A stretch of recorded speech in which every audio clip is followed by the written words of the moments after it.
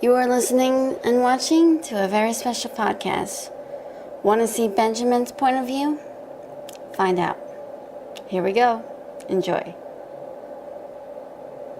Sylver had to listen to this guy, but she didn't mind. She just wanted the truth. And what she heard from him intrigued her very much. She couldn't take her eyes off him, listening to him. He started off the story by saying, "I don't believe I knew, but she had the same powers." "Oh, Barrere?" "Yes.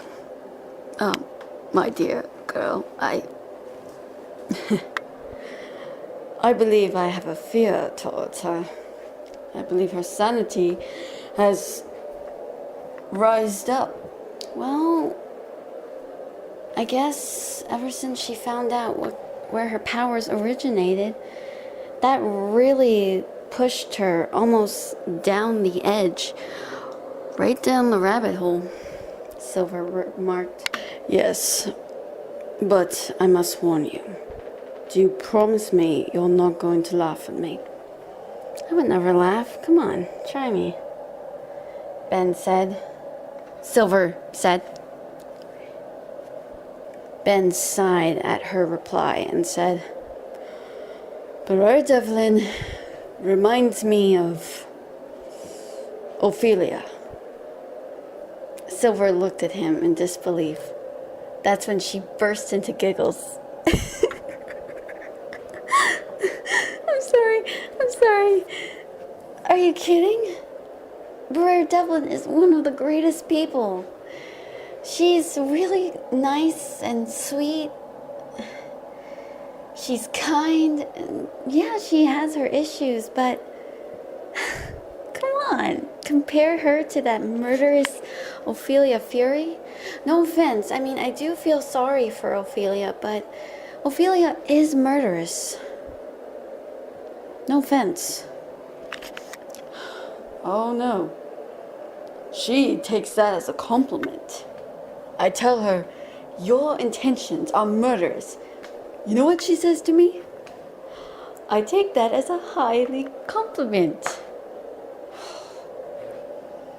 That daft woman.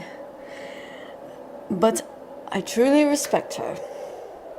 It's just she's gone off the deep end. How do I know this? It's because of that psychic link I have with her." "Psychic link? You mean she linked her mind and every single thing to your head?" "What can I say? It's like she has a leash on me. What can I do?" Ben said. "Anyway, Ophelia used to be quite a sweet young lady. Just kind, beautiful, pure, and just the thought of her being this innocent, beautiful girl. She was like anything you would ever see. Some people didn't really see that. It's because of her cruel mother. Everything. Her mother made her recite fanatic Bible verses. That is why I don't have any faith in God, because of that. Fanatics out there trying to prophesize that the end of the world is at stake. Oh, and everything in the world is sinned. Science sinned.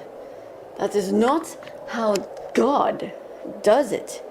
Well, I think God doesn't mind science. I mean, different opinions. He's pretty neutral about that. I mean, that's from my perspective view.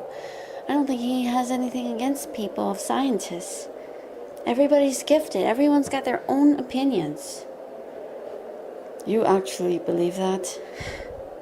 You're gonna think I'm some sort of lunatic for saying this, but I actually had the ability to speak with him.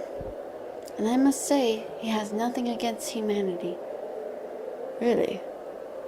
But anyway, that's from my perspective view.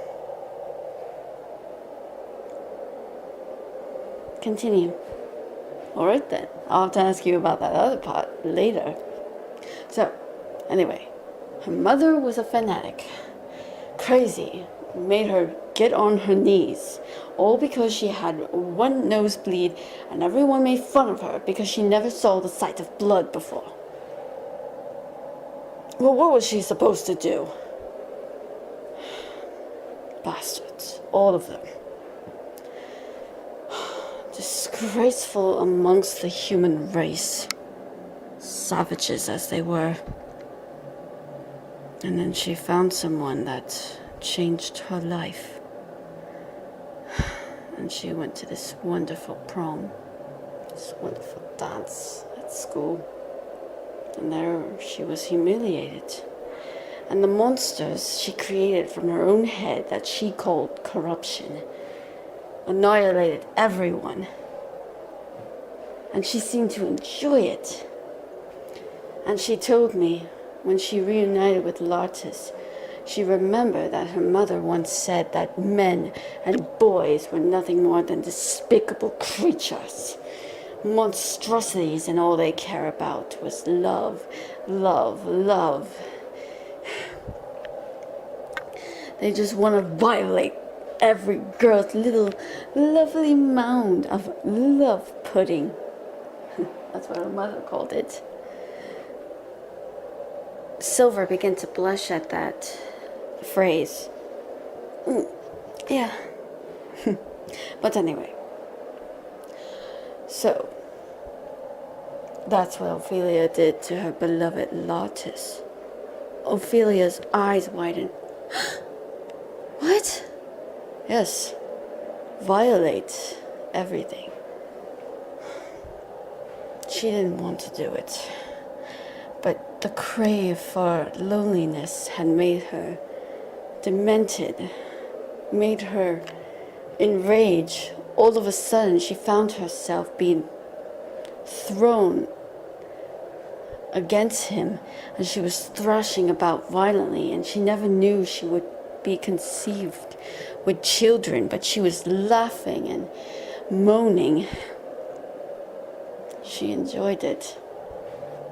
And then when she found out she had children, she thought she couldn't be more happier. But they were taken from her. And thus, that's how I met them. I was the only one that was nice to them. Sylver looked at Ben with surprise. So you were the only one that was nice to them? Well, I was nice to every children, but the children didn't want to interact with me. I tried to tell them, listen, I'm a very nice gentleman. I promise I won't hurt you. Oh, no. Being the son of Marcello. The cruel-hearted Marcello. My own father. He used me.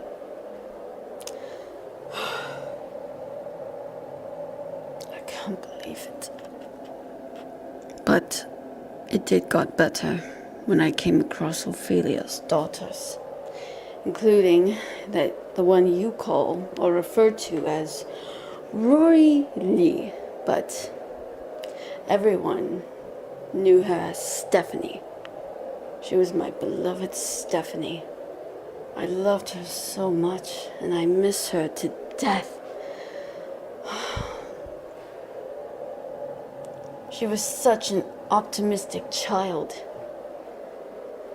It would have been like that if my father didn't have to go and violate her. Ooh, but I'm getting ahead of the story. Anyway, I was the only one that was nice to her and her sisters. I never asked for it, but just their smiles just made my heart warm, and I couldn't help but wrap them into wonderful pillow quilts when they were cold. when they had a bad day, I would ask them about it and talk with them. I could hear them talking about it, and they would burst into tears after all the pain. I felt like crying. I never knew they were in such pain. And I told them, one of these days, someday you'll be free, and I'll give you the life that you treasure. Their smiles made it worth it. And then she came along. I remember a flower crown all in her hair. It wasn't the kind like a wreath, like the ones that you see. This one was handmade, and it made into vines, and it looked so natural, so beautiful on her. She wore this long flowing dress, and she looked stunning. Her eyes were mesmerizing, and she wore no shoes. I realized this. I met her after I woke up, and she came to tend to me. She was noticing how frail and cold. And I remember she brushed her fingers against my cheek, and she whispered, "I approve of you. I approve of you, Benjamin.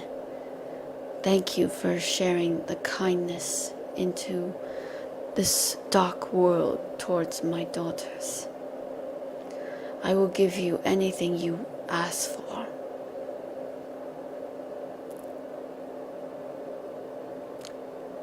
She approved of me. Can you believe it? I felt so lucky to have met her. She was such a beautiful young woman, very kind. What did I do to deserve this? Because she was so kind, so gentle. She never went back on her promise, and I loved her for it. And soon as Stephanie and the girls were growing up, I felt my heart swell at how beautiful they became. But I had this lust for Stephanie the most. Even though she was quite youthful and pretty a little petite for her age, still she looked like a grown woman. And then I came to realize my feelings, and I knew I couldn't.